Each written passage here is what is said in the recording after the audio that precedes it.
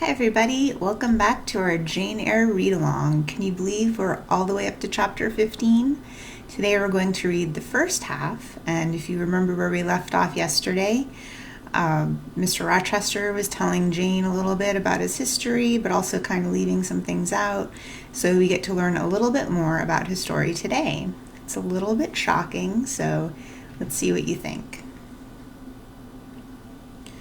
Mr. Rochester did, on a future occasion, explain it. It was one afternoon when he chanced to meet me and Adele in the grounds, and while she played with Pilot and her shuttlecock, he asked me to walk up and down a long beech avenue within sight of her. He then said that she was the daughter of a French opera dancer, Céline Varens, towards whom he had once cherished what he called a grand passion. This passion Céline had professed to return with even superior ardor. He thought himself her idol, ugly as he was. He believed, as he said, that she preferred his athletic physique to the elegance of the Apollo Belvedere.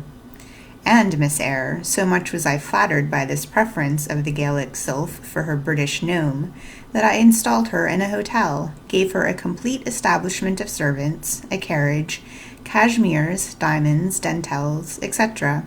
In short, I began the process of ruining myself in the received style, like any other spoony. I had not, it seems, the originality to chalk out a new road to shame and destruction, but trode the old track with stupid exactness, not to deviate an inch from the beaten center. I had, as I deserved to have, the fate of all other spoonies. Happening to call one evening when Céline did not expect me, I found her out. But it was a warm night, and I was tired with strolling through Paris, so I sat down in her boudoir, happy to breathe the air consecrated so lately by her presence. No, I exaggerate. I never thought there was any consecrating virtue about her. It was rather a sort of pastille perfume she had left, a scent of musk and amber than an odor of sanctity. I was just beginning to stifle with the fumes of conservatory flowers and sprinkled essences, when I bethought myself to open the window and step out on the balcony. It was moonlight and gaslight besides, and very still and serene. The balcony was furnished with a chair or two. I sat down and took out a cigar. I will take one now, if you excuse me. Here ensued a pause, filled up by the producing and lighting of a cigar. Having placed it to his lips, and breathed a trail of Havana incense on the freezing and sunless air, he went on. I liked bonbons, too, in those days, Miss Eyre, and chocolate, and smoking alternately. I was watching meantime the equipages that strolled along the fashionable streets towards the neighboring opera house, when, in an elegant, close carriage drawn by a beautiful pair of English horses, and distinctly seen in the brilliant city light, I recognized the voiture I had given Céline. She was returning. Of course my heart thumped with impatience against the iron rails I leant upon. The carriage stopped, as I had expected, at the hotel door. My flame, that is the very word for an opera inamorata, alighted. Though muffled in a cloak, an unnecessary encumbrance by the by, on so warm a June evening, I knew her instantly by her little foot, seen peeping out from the skirt of her dress, as she skipped from the carriage step. Bending over the balcony, I was about to murmur "Mon ange," in a tone, of course, which should be audible to the ear of love alone, when a figure jumped from the carriage after her, cloaked also, but that was a spurred heel which had rung on the pavement, and that was a hatted head which now passed under the door of the hotel. You never felt jealousy, did you, Miss Eyre? Of course not. I need not ask you, because you never felt love. You have both sentiments yet to experience. Your soul sleeps. The shock is yet to be given which shall waken it. You think all existence lapses, and as quiet a flow as that in which your youth has hitherto slid away. Floating on with closed eyes and muffled ears, you neither see the rocks bristling not far off in the bed of the flood, nor hear the breakers boil at their base. But I tell you, and you may mark my words, you will some day come to a craggy pass in the channel, where the whole of life's stream will be broken up into a whirl and tumult, foam and noise. Either you will be dashed to atoms on crag points, or lifted up and borne on by some master wave into a calmer current, as I am now. I like this day. I like that sky of steel. I like the sternness and stillness of the world under the frost. I like Thornfield, its antiquity, its retirement, its old crow trees and thorn trees, its gray facade, its lines of dark windows reflecting that metal welkin. And yet how long have I abhorred the very thought of it, shunned it like a great plague? How do I still abhor? He ground his teeth and was silent. He arrested his step and struck his boot against the hard ground.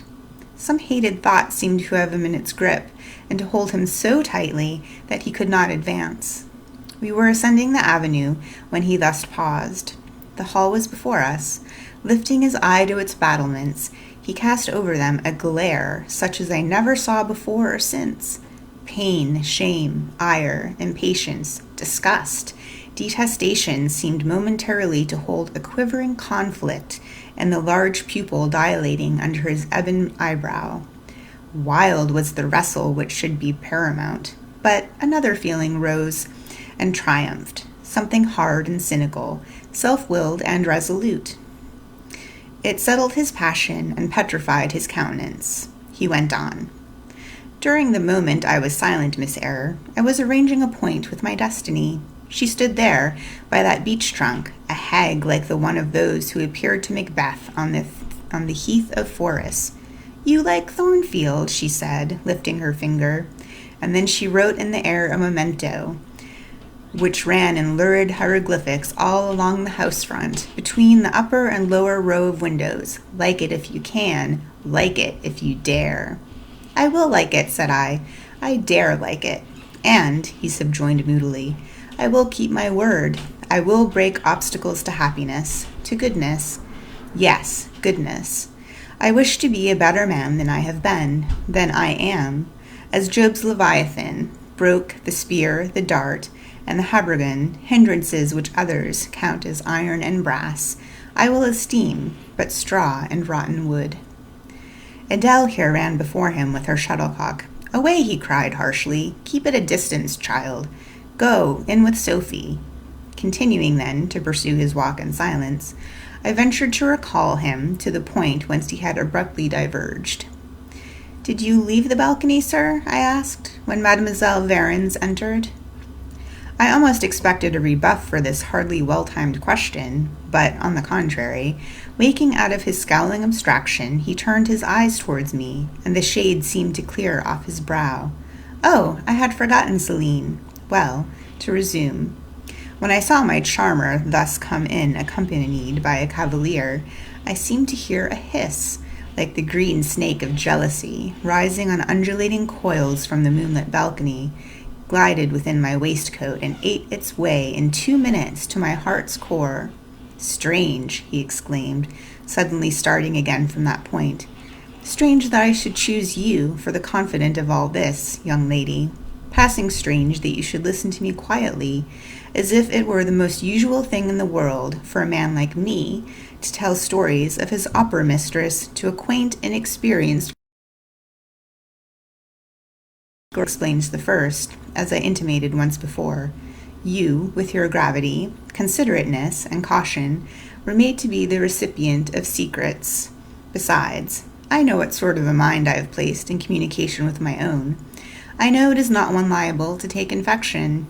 It is a peculiar mind. It is a unique one. Happily, I do not mean to harm it, but if I did, it would not take harm from me. The more you and I converse, the better. For while I cannot blight you, you may refresh me. After this digression, he proceeded. I remained in the balcony. They will come to her boudoir, no doubt, thought I. Let me prepare an ambush. So, putting my hand in through the open window, I drew the curtain over it, leaving only an opening through which I could take observations. Then I closed the casement, with all but a chink just wide enough to furnish an outlet to lovers' whispered vows. Then I stole back to my chair, and as I resumed it the pair came in. My eye was quickly at the aperture. Celine's chambermaid entered, lit a lamp, left it on the table, and withdrew. The couple were thus revealed to me clearly. Both removed their cloaks, and there was the Varens, shining in satin and jewels, my gifts, of course.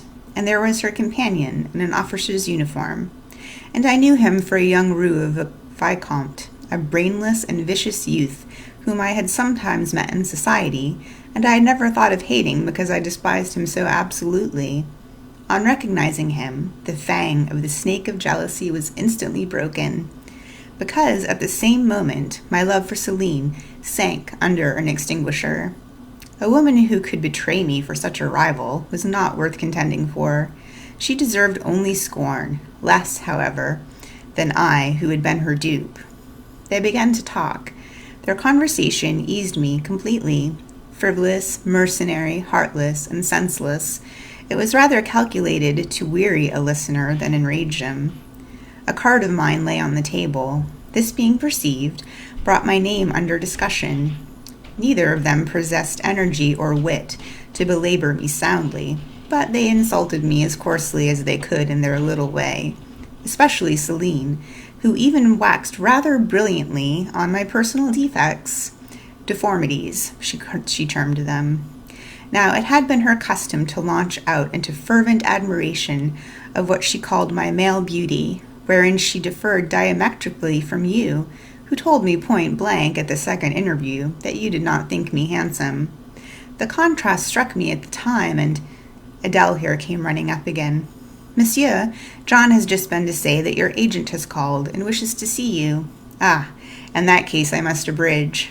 Opening the window, I walked in upon them, liberated Celine from my protection, gave her notice to vacate her hotel, offered her a purse for immediate exigencies, disregarded screams, hysterics, prayers, protestations, convulsions, made an appointment with the Vicomte for a meeting at the Bois de Boulogne.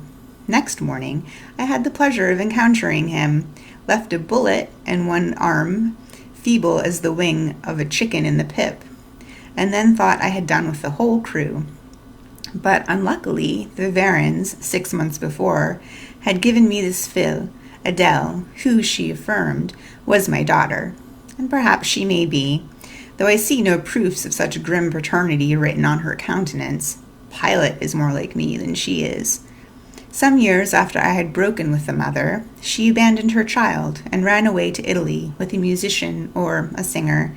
I acknowledge no natural claim on Adele's part to be supported by me, nor do I now acknowledge any, for I am not her father. But hearing that she was quite destitute, I even took the poor thing out of the slime and mud of Paris and transplanted it here to grow up clean in the wholesome soil of an English country garden. Mrs. Fairfax found you to train it, but now you know that it is the illegitimate offspring of a French opera girl. You will perhaps think differently of your post and protégé.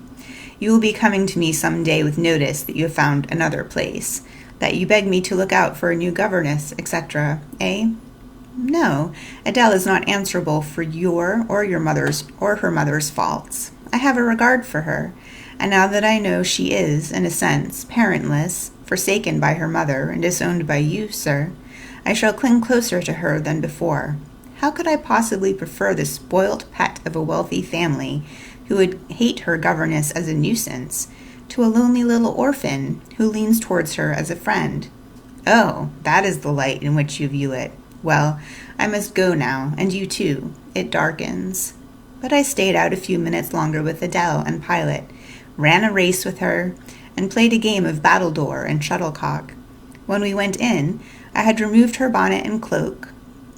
I took her on my knee. I kept her there for an hour, allowing her to prattle as she liked, not rebuking even some little freedoms and trivialities into which she was apt to stray when much noticed, and which betrayed in her a superficiality of character, inherited probably from her mother, hardly congenial to an English mind.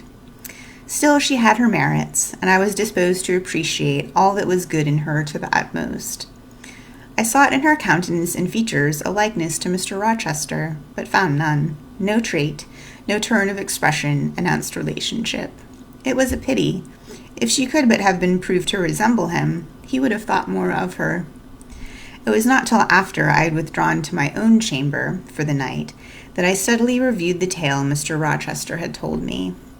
As he had said, there was probably nothing at all extraordinary in the substance of the narrative itself.